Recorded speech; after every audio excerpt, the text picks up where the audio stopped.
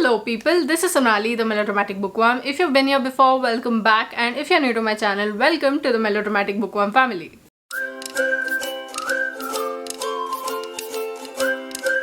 I'm here today with my September 2021 wrap-up, and although my September reading wasn't as great as August was, because in August I read 17 books and in September I read about 10 books, but I'm still happy with how my September reading went because I was able to at least get to starting to read the books that were on my September TBR, if not finish reading them, and I think that's a win. Even though I had a couple of duds in this whole reading month, I have to say I found some great gems. So I'm pretty happy and satisfied with my September reading, even if the number is not as much as it was in August, and I feel like I repeated that one. But yeah, without any further ado, let's dive right into this video and let me share with you all the books that I read in September 2021. A quick reminder, if you'd like to buy any of the books mentioned in this video, then please use my Amazon affiliate links in the description box below. It would be of immense help to me. The first book that I finished reading in September 2021 was You Should See Me in a Crown by Leah Johnson. This is a young adult novel that follows Liz Lighty, who is a black teen in a small town, and she wants to get out of there, but she has an attachment to her grandparents and to her brother, and she wants to help them, but she also wants to follow her dreams, and she is not popular in her high school. But when the chance to become prom queen comes up, because if you become a prom queen in this particular school, you have a sort of scholarship awarded, and she will be able to go to a school, higher degree school of her choice and all of that. And now she is pushed into the center of this whole high school drama. So when all of this comes to a head, when she begins to form an attachment to someone who she is supposed to be a rival of, everything comes to a head. And I absolutely love this book with all my heart. There was humor, there was fun, there was wittiness, there was a lot of banter between friends, and romance. There's also romance in here, and I loved it. I've never been a teen who is popular. I was always on the sidelines. I was always that shy girl who wanted to be in the middle of everything, but her introversion made sure that she never built up the courage to do that, and she was always like, okay, it's not my life we're talking about, but what I'm trying to say is I was not that person, and I sort of related to Liz when she was like, oh, I don't want to be the center of attention. But then again, when everything develops, and whatever is developing, it's refreshing to see, and I see why people went bonkers over it. And yeah, I also went bonkers over it, so much so that I gave this book a full 5 out of 5 stars. Next up is Recipes for Life by Sudha Menon. This is a collection of experiences and recipes from famed Indian personalities who are in the public eye, and I enjoyed reading this a lot because there's so much family, there's so much attachment to family and maa ke haath ka khana and all of that. I have marked quite a few of the recipes and I intend to try it, although I don't know how much I'm going to be successful, because as you know, I'm very bad at cooking. There are some very known recipes as well, and some that I had never ever heard of, and some of these these personalities in this book are like, you won't expect to see them in here. But there's Ajit Agarkar, and there's of course the author herself, Sudha Menon, and there's Mary Com, there's Tiska Chopra, there's Harsha Bhogle, and so many more. And I absolutely had a lot of fun reading how their experiences as children and their relationship with food evolved over the years and how it is at the moment as well. This is one that I really enjoyed. I gave this 4 stars out of 5, and yeah, I think there are some really great recipes in here that you could try out, and they sound really yum. Like, they are very simple, but they're really yum. Next up is The Stationery Shop of Tehran by Marjan Kamali, and this was the subscriber pick for the month of August, as well as the Bookbound Club pick for the same period. And I have already done a reading vlog, as well as we had a great discussion about the book on the Bookbound Club on Shruti's channel, Fandom Newbies channel. If you haven't watched that, then I leave the link here as well as in the description box below. And both of these videos, I feel like we have covered the whole entirety of the book with spoilers, without spoilers, in a whole lot of directions, I feel like. So I won't talk much about it except to say that it's a phenomenal book. It talks about Roya and Baman and their relationship and their love story in a politically turbulent Iran in 1953. And one day when Roya is waiting for Baman at a particular place, he doesn't turn up, and now years later she wants to find out what happened. It's really gut-wrenching to read. Like, sometimes it can get a little dragged out, but that's completely fine. I think that adds to the angst of what the story gives out. So that is my mini review. If you'd like to go check out extensive review and discussions about this particular book, then please go check out my reading vlog, which was a subscriber pick for the month of August, as well as the Bookbound Club discussion that we had on Shruti's channel, which is Fandom Newbie. Next up is a supposed thriller that I read because I had read B.A. Paris's earlier book, which is called Behind Closed Doors, and I really liked it. And I really liked the themes that it talked about. But this one, which is called Bring Me Back, is so bad. Like, it made me so angry on so many levels. And I don't even remember the characters. I think I did it consciously. I had to consult my Goodreads review for this, but Finn and Layla are a couple and they are on a holiday, and when they're coming back, she disappears. When they are at a stop, like for a rest stop, she disappears and she's never found. And Finn goes into this whole depressive spiral and all of that. But fast forward to 12 years later, and now he is engaged to Layla's sister Ellen. But now Layla seems to be making a comeback. Now, what is this whole thing about? It forms this entire story. See, if I give anything away, it will spoil the book. But then again, the book itself is like, what can I say?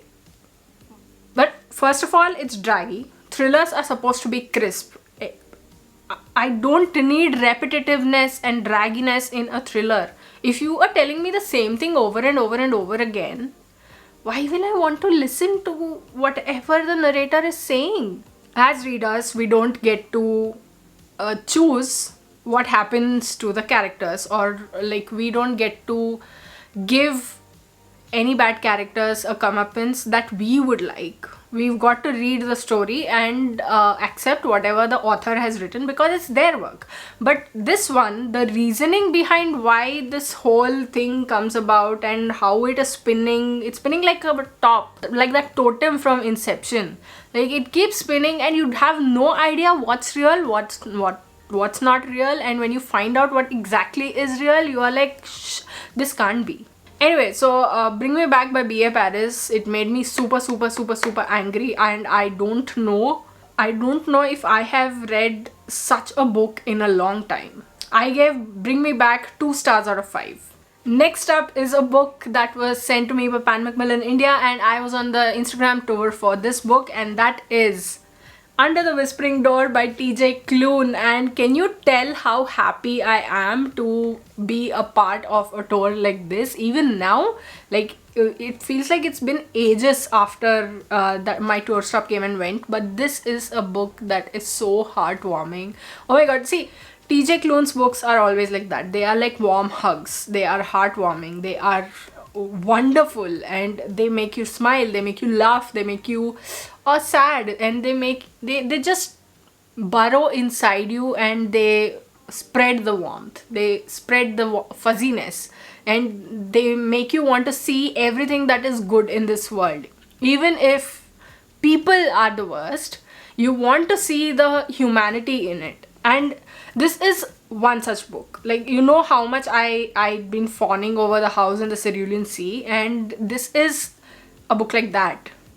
But it's not as great as The House in the Cerulean Sea. This is a story of Wallace Price, who is a sort of a pig, and he thinks that he can lord it over everyone. He needs to have set priorities and set things to do and all of that, but he dies suddenly. And when a reaper collects him from his own funeral, and now he goes to this place where there's a whispering door, and from there he has to cross over to whatever is next. So he is dead, but he has to go to the afterlife now. So that house, wherever he is, Hugo is the ferryman to help Wallace along to the next level of whatever it is in this whole journey of life and death. And it's here that he encounters some characters that are absolutely annoying to a large extent. Like, it feels annoying to Wallace. And to see this whole journey on which he embarks, and he learns so much about life in his death, that is like this, and it's very beautiful.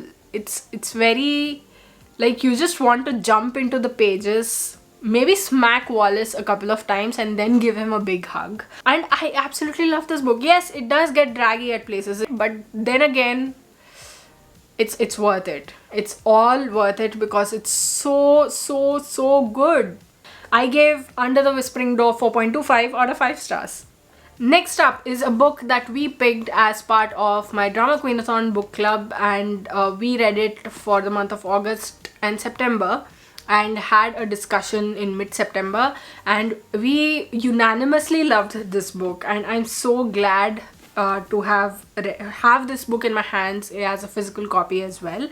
But the book is The Reading List by Sarah Nisha Adams. This is the story of a widower, Mukesh, and whose dead wife, Naina, used to be a voracious reader. And now he wants to connect with his granddaughter, but he doesn't know how. His granddaughter reads a lot, and she used to connect with Naina through books. And so, in this desperation, he goes to the library, and there he finds a list, and there he connects with Alicia, who is also not much of a bookworm. She's just working at the library to spend the summer, and after which she's going to university. And now these two characters form a sort of a small book club, which they have no idea that so many others are also part of. And this is such a heartwarming book.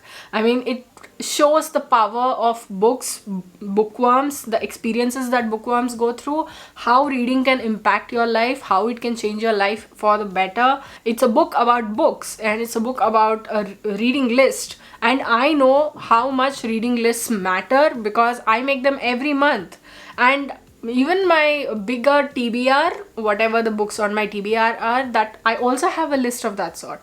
But reading this book made me think that maybe I should have a book list handy, which I can recommend to people, like this reading list in this book, and maybe those books will change people's lives. And all of us had the same thought actually. Okay, now I need to make my reading list.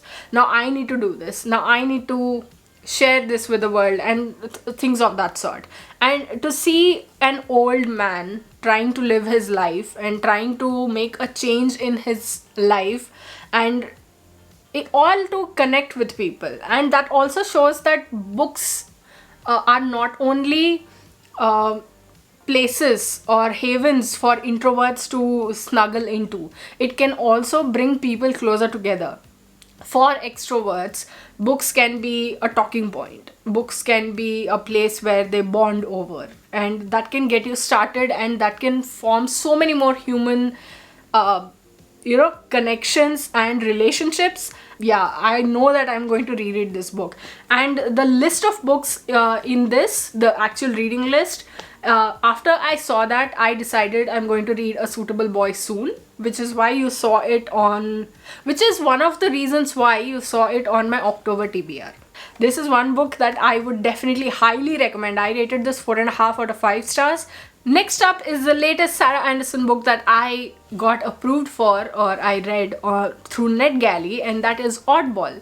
And this book, or this comic book, you can read in like 40 minutes.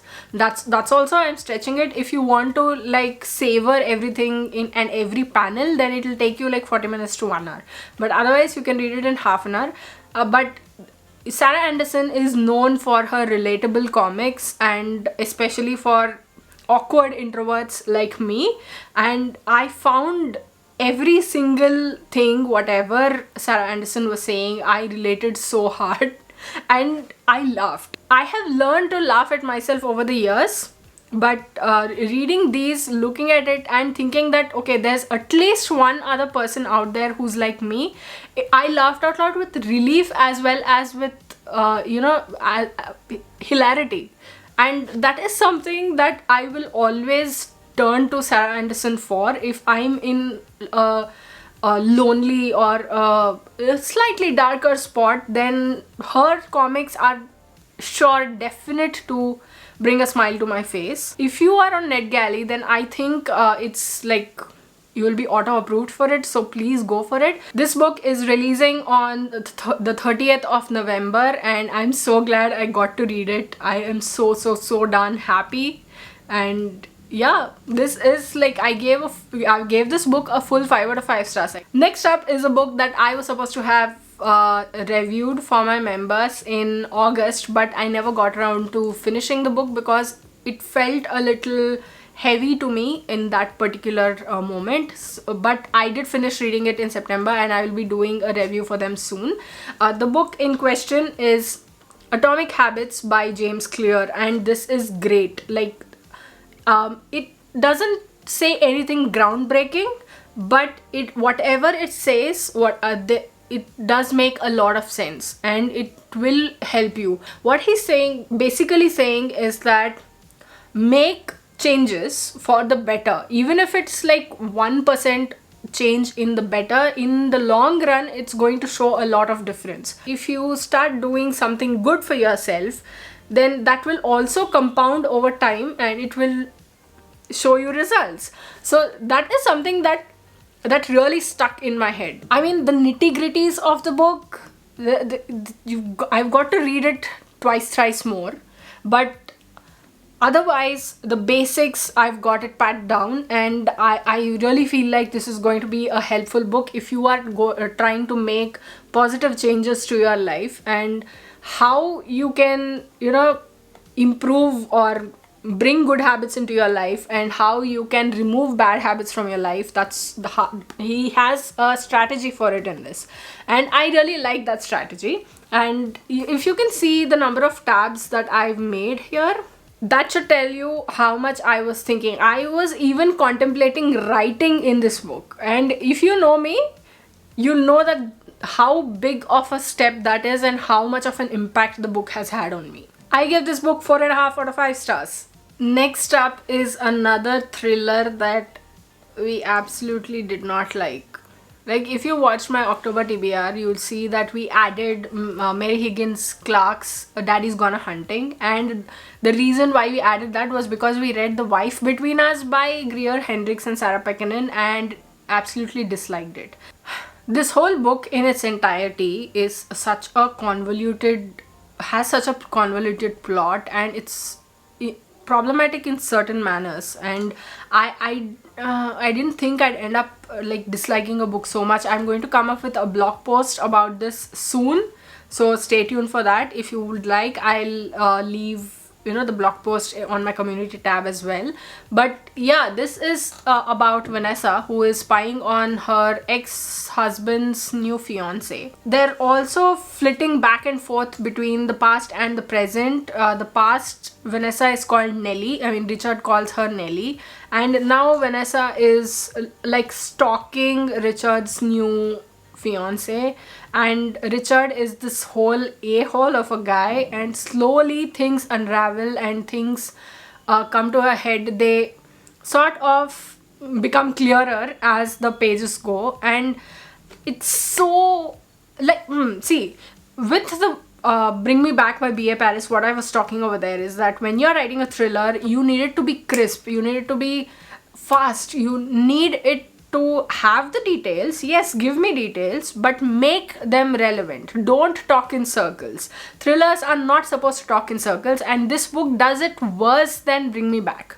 There's so much unnecessary detail. Like, if I'm saying she's talking in circles, I don't just mean that she is repeating what she's saying.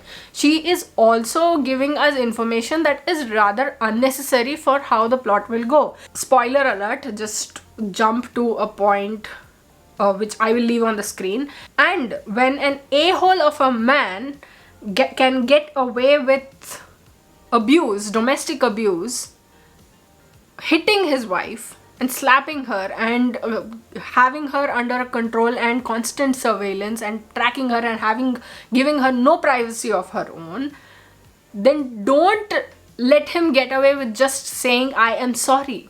Like, he has mental health issues that stems from his parents' death, but that does not mean that his stupid sister, she goes along with everything he does. Yes, you have that protective streak, but you should not condone everything that he does, because he's doing wrong. He's an ass. And he says, I'm sorry, and Vanessa, she looks at him pityingly and then she goes off. Okay, end of spoilers.